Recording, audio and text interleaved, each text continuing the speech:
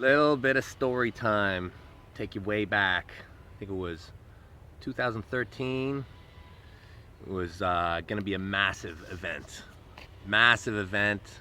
I think there was like $150,000 being thrown around for the classes. There was $50,000 super match.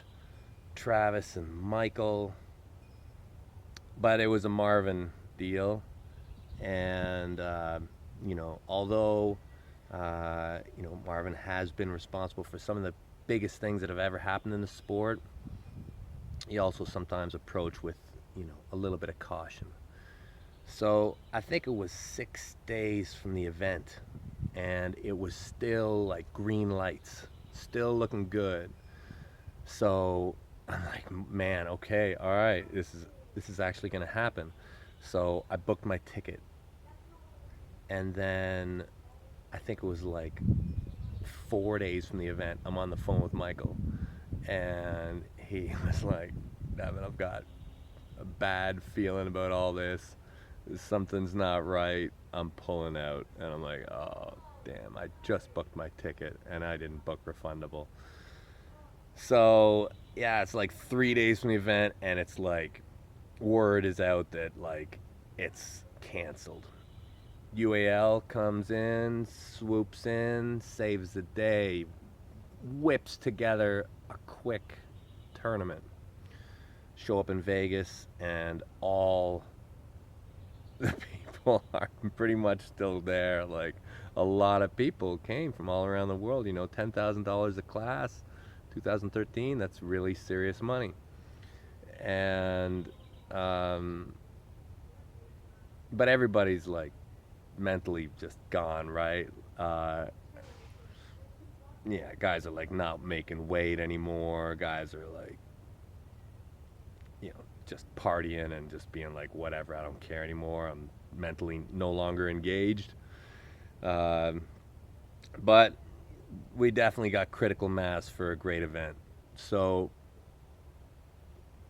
so day of the event, I'm hustling, trying to get a left-handed match, left-handed super match, because my right is like, I think at this point it's like 5 months post surgery or something like that, and I don't want to put it on the table with this level of competition. And but none of the top dudes are interested. Everybody's pretty much just wiped themselves clean of the investment mentally of competing at that level. So we're there, we make the best of it. Guys enter their classes, or just watch or don't. Like a lot of guys just boycotted, but a lot of people are there. I remember Oleg, 165, 195, 225, just killing everybody. Just not even people. It's not even close. It's not even close. And I pulled the open, and I pulled a couple tough guys. It was Wilton Brock, um, Eric Lefel. We had some good matches. Anyway, so through the tournament, so once the tournament actually started going, and Oleg's just dominating people, Drank started coming over and being like, hey, you want to pull a super match now? And I'm like, dude, the tournament has started. Like, I'm pulling in a tournament now. Not really, you know, doing both for me is never really mentally where I want to be.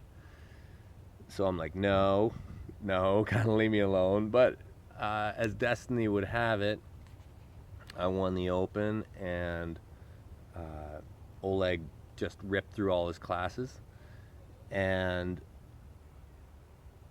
so I was reapproached. I was like, he was like $1,000, and I'm like, no, I don't want to pull this kid. I mean, nothing but respect for Oleg. Okay, I'd rather do it when I'm fresh. And so the ante keeps on getting upped.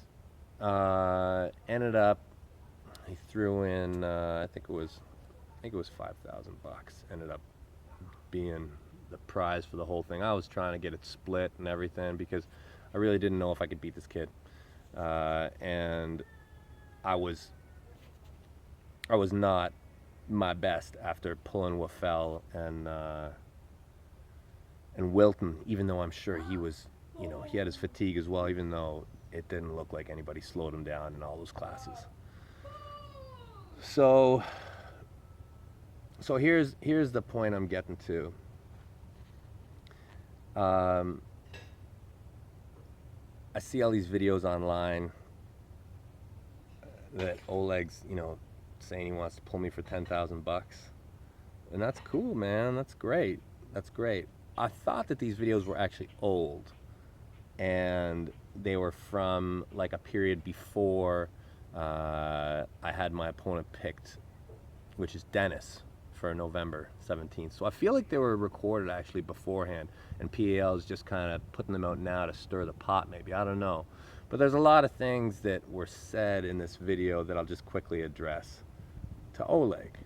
Yeah, Oleg, man, I'll pull you. I'll pull you. I want my left to be as good as it can be for Nemiroff. Okay, so I'm still kind of recovering from, being an old guy and being all cleaned out. So I need to take as much rehab and as much building before Nemiroff so that I have a perfect day. And you pulling you before then means I may not have a perfect day. And I don't like to have excuses. So if you wanted to pull me before then, if you're really eager, we could maybe figure something out in August, but I'm thinking that I really just want to focus on Nemiroff, and then Lefty will figure it out after then. But I would love to give you a few words of advice, young champ, and that is, don't make excuses. Don't make excuses. We both know exactly how that day went. I see in your video, you're blaming. Well, first of all, you're saying it was like 3-2 or something, or you won the first 2 matches. I'm gonna say, okay, if you really want to look at the video, like take a good look, take a really good look, and you will see that there is a foul. Okay, but whatever, okay?